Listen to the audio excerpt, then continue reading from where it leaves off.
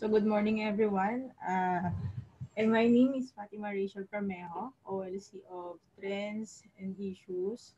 So my topic for today is lesson 9, neural networks. So last week I had tahag about social networks. So tingnan natin ano ba yung neural networks naman. So the objectives of these lessons are identify connections, relationship at networks, compare neural networks with social networks, identify the significant roles of the students play within the community by creating a social map of their relationships and establish a link between the set and the social network one belongs to. Before we start our topic for today, I know na pag-aralan nyo na ang brain. Okay, brain. Diba ang brain yung pinaka sentro ng lahat ng ginagawa natin. Okay, si brain ang nag-i-interpret ng lahat ng ginagawa natin with human activities, yung mga ganyan. So, under biology, under science, sinasabi na lahat ng messages going to the brain is because of the nerves. Okay, yung mga sa nerves, nerve cell, yan. So, pinag-aralan din natin sa biology yung kanda hirap-hirap na parte ng nerve. Okay, yung parte ng cell, yung mga ganyan. Kung natatanda yung mitochondria, natatandaan yung mga endoplasmic reticulum. So, yung mga pinapadrawing sa inyo before ng mga teachers ninyo na ang hirap i-memorize.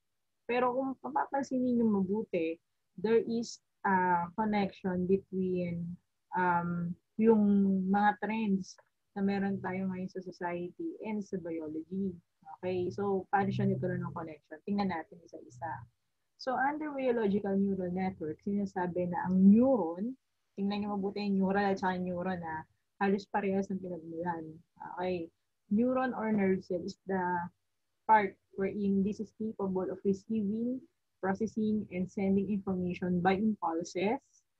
And FYI, our human brains have average of approximately 100 billion neurons.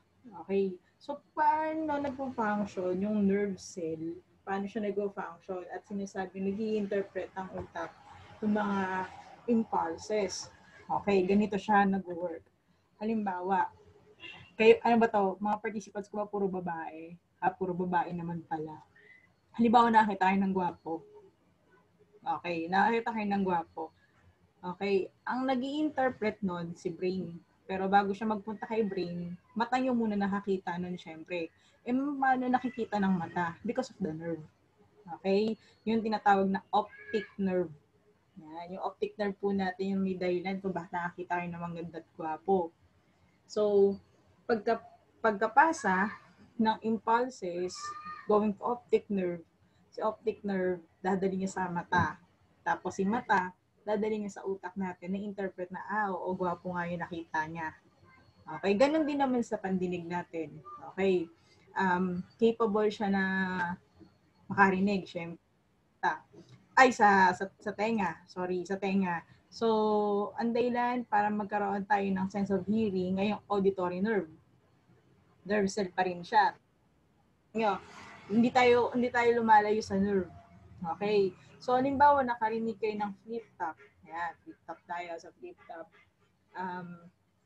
Yung information galing sa impulses natin, dadalhin nyo doon sa auditory nerve. And auditory nerve will send na flip-top yung narinig mo sa ears. Then si ears, ipapa-interpret kay brain kung yung narinig mo. Okay? Ganun din naman halimbawa pagka nakaramdam ng malamig or mainit. Halimbawa, napaso ka. Di ba ang bilis-bilis magkaroon ng interpretation na umaaray kayo agad pag napapaso. Kumbaga, ini-interpret agad. Okay. So, yun yung dahilan. Itong mga nasa taas na to, sila ang dahilan kung bakit nagkakaroon agad tayo ng interpretation na mainit o malamig, may gwapo o maganda, kung flip-top yung narinig mo. Okay? So, yun yung trabaho nila. Ma'am, paano kung halimbawa, wala na kaming nerve cell? Hindi wala na kayong mararamdaman. Okay? Wala na kayong makikita. Okay? So, okay lang dyan, Carlo. No worries kasi kaka-start lang din namin halos.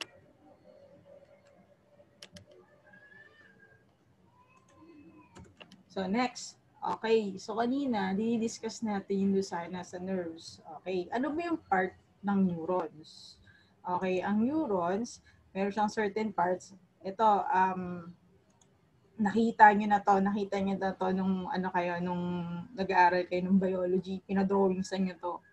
Okay, so yung mga dendrites, nucleus yung pinakasentro, yung soma or cell body, then node, axon terminal, axons, myelin sheath, and Schwann cell. Okay, so tingnan natin yung functions nila. Ang function ng cell body ay mag-maintain ng other parts ng neuron. At syempre, siya yung nagko-contain ng DNA, the deoxyribonucleic acid. Yun yung dahilan ko bakit nakuha niyo yung maputing complexion ng nanay nyo, yung kulot na buhok ng tatay nyo, okay, dyan po sila lahat nagkakaroon ng ng movement sa nucleus na yan, sa DNA. Okay. Cell body din po ay napoproduce ng protein. Okay. So, next, parang ano yan eh, isipin nyo yung neuron, may sariling buhay. Yan siya. Okay. Kaya kanya nabanggit natin ilang billion ba, di ba? Next, dendrites. Ang dendrites naman, which is connected to sa pinaka-cell body or yung soma, siya yung nagre-receive ng input signals. Okay. Ito yung siya yung dahilan kung bakit nagkakaroon kayo ng mga interpretation agad dun sa mga nararamdaman ninyo, naririnig, nakikita. Siya yung kumbaga nagtatap. Okay. Next, ang dendrites also, siya yung parang sanga-sanga. Kung makikita niyo sa picture, mukha siyang sanga, mukha siyang coral reef. Okay. Axon and axon terminals naman. Ang axon, connected to soma, carries electrical signals away from soma. Okay. Ma'am, paano kung halimbawa, hindi away? Magkakaroon ng problema sa body. Okay. Magkakaroon ng body problem. Kapag hindi niya inilayo yung electrical signals sa soma. Ito yung mga kadalasang parang inaatake sa puso. Yan. Okay. Axon terminals are connected to the dendrites of other neurons. Okay. Next is synapse. Ang synapse naman, siya yung connection between the neurons. Okay. So, next tayo. Ma'am, paano naman nagkaroon ng connection yung kaninang biology dito sa topic natin? Okay. Guys, yung natin ngayon, yung trends natin, iisipin ninyo, parang napapadali na lang lahat ng computer yung buhay natin. Isipin nyo, ang computer kaya nga na mag-identify ng fingerprint. Ang cellphone kaya nga na mag-identify ng voice. Okay? Even yung fingerprint recognition, pwede na rin sa cellphone. Okay? So, ang artificial neural network is a computing system that is modeled siya after nung siniskas ko kanina. Okay? Sa structure ng brain.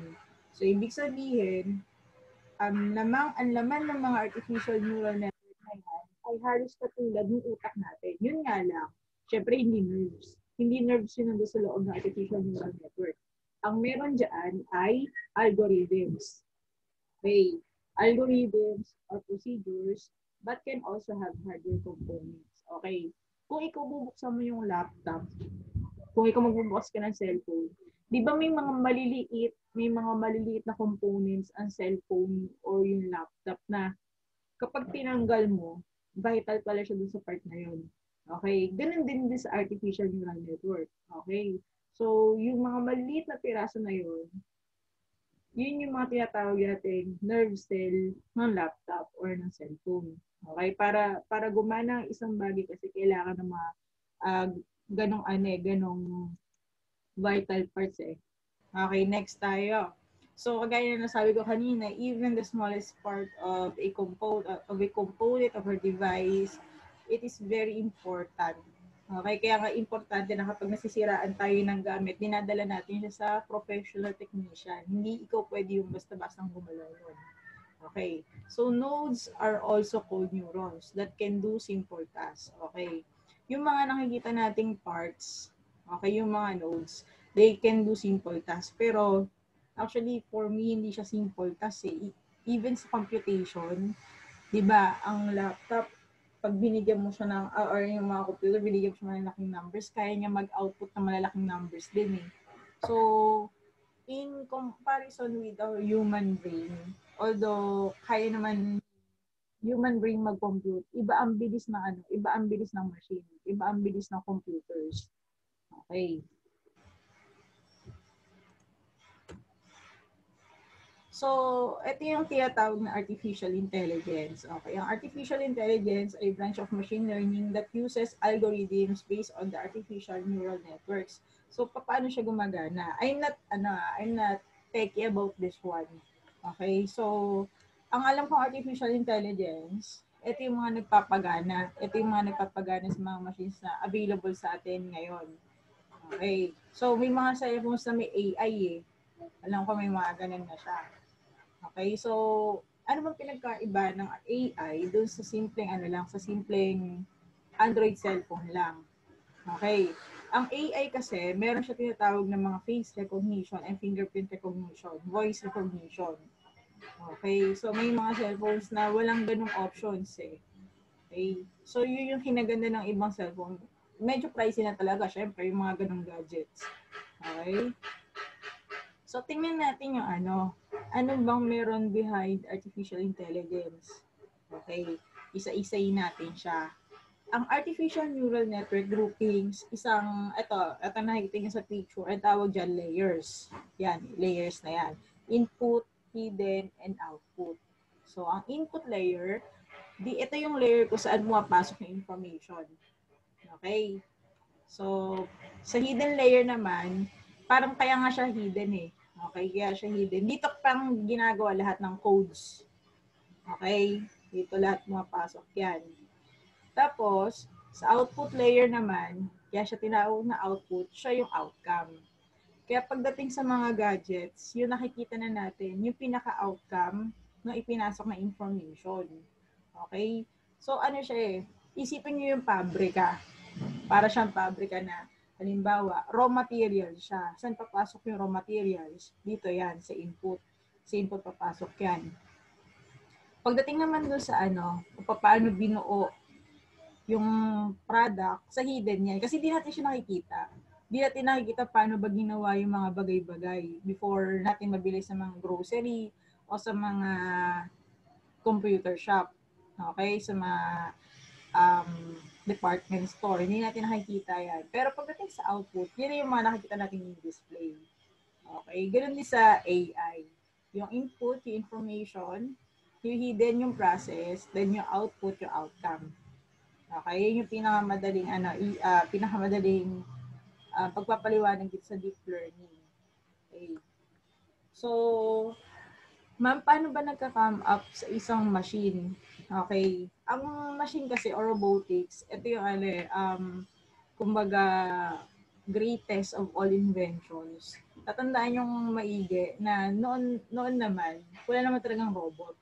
Okay, wala naman tayong mga machine. Hindi naman natin naisip na mapapadali yung pagsisend natin ng message.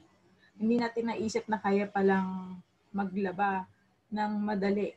Okay? Hindi rin natin naisip na may mga magiging transportation tayo na mas mapapabilis yung pupunta natin sa isang lugar. Okay. So, paano ba ginagawa yung mga robots na yan? Siyempre, una, meron tayong tinatawag na training. Okay.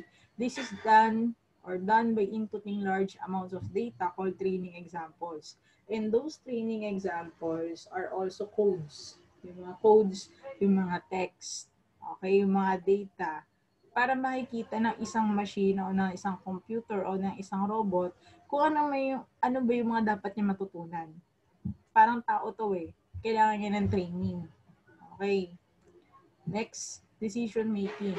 This uses the information gathered from the training examples. So, doon sa binigay na training examples or codes or data, paano ngayon siya magpo-process into information. Okay, yun yung decision making. Okay, so fixed ito.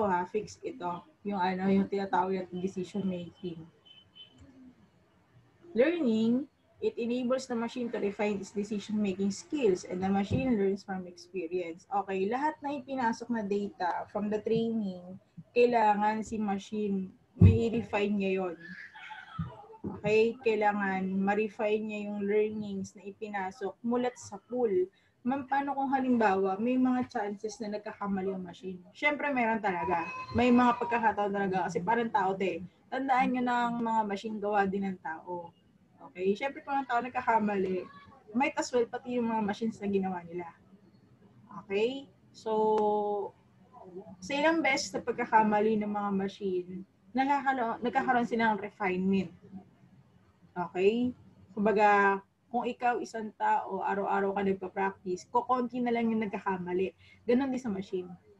Kukonti na lang yung mali sa kanya habang tumatagal. Okay.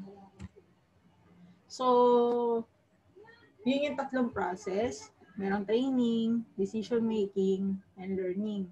Tsaka siya ilalabas ngayon sa market. Yan, kapag okay na yung machine. Kaya yung mga nakikita nating gadgets, mga months kung bago siya ilabas sa market. Syempre, kailangan bago mo ilabas sa market, alam mo pa paano, ano yung limitation ng machine mo eh. Alam mo kung ano yung kakayanan ng machine mo. Kaya minsan, may mapapansin kayo sa mga companies bago nila ilabas yung kanilang gadgets. 'Di ba meron silang talk? Parang ipinagmamayabang nila yung kanilang gadgets. O, ito yung kakayanin ng iPhone, yung bago labas na iPhone. Kung gaano kalinaw yung camera. Ganyan yon. So, ano ba yung applications ng neural networks? Okay. Meron siyang tinatawag na pattern recognition. Okay. Used to detect and process patterns that computers do not conventionally recognize. So, ang pattern recognition, meron siya ng tinatawag na face recognition and voice recognition. Pansinin niyo mabuti pag sa cellphone. Ang pattern recognition nun, yung fingerprint. Okay? Halimbawa, ibang tao yung pumindot sa cellphone mo, di ba hindi nga nare-recognize? Kasi condition yung cellphone mo sa fingerprint na meron ka. Kasi cellphone mo yun eh. At yung nakalagay doon ay yung fingerprint mo, hindi na ibang tao. Okay, yun yung good thing for cellphones na merong AI na option or AI na application. Okay? Next, data mining. Isa ring application ng neural networks ng data mining. So sa data mining, papasok yung pagpo-process ng raw data, turning into useful information. Like for example, yung billing information sa Meralco or halimbawa sa mga telecommunication company. Okay. So ano yung data mining na tinatawag? Isipin nyo kung ilang customer meron ang telecommunication company sa Philippines o yung Meralco. Diba? Milyon or thousands na mga customers. So, paano inaayos yung information na meron sa mga tao na yun? Yung mga meron sa customer na yun. Siyempre, iniisa-isa yan ng machine na meron sila. Okay? Or ng computer na meron sila. And by those information, kaya niyang i-organize. Kaya niyang i-organize ng kung anong website pa meron sila. Okay? People behind this are technical people. Okay? Sa data mining. Next, forecasting. Okay, sa forecasting, hindi lang ito sa weather, pasok din dito yung yung pagdating sa sa palitan ng pera and even do sa company na meron kayo. Like for example, nung unang 3 months, first 3 months ng company mo, medyo mababa yung sales. Kayang i-forecast ng neural networks yung mga possibility ng susunod na months. Kung ikaw ba ay magbo-boost yung ang iyong company or not. Kaya niya i-predict yun. Okay, ito yung last na kayang gawin ng neural network. Imitation ng humans ang robotics. So, Iisipin ninyo, medyo ano lang, pricey lang talaga pagdating sa paggawa ng robotics. Kasi, ano na yan eh, complete ano na yan eh, complete setup na yun ng tao. Okay, so paano ginagawa ang robot? Syempre, unang-una, gaya na sabi ko kanina, for input, hidden output na process ng layers, kailangan kaya ng robot may interpret lahat ng codes na papasok sa kanya. Okay? Kung ano lang yung input na code, yun ang i-interpret ni robot. Okay? Hindi siya pwedeng hindi siya pwedeng gumawa ng isang bagay na hindi naman in-input. Like for example, in-input mo, pwede siyang maglaba ng robot mo. Pwede siya maglaba. Pero kung hindi mo naman in-input na magluluto siya, kahit anong gawin mo sa robot mo, hindi yan magluluto. Okay? Kasi wala kang in-input for cooking. Okay. So, ganun ang sa artificial neural networks.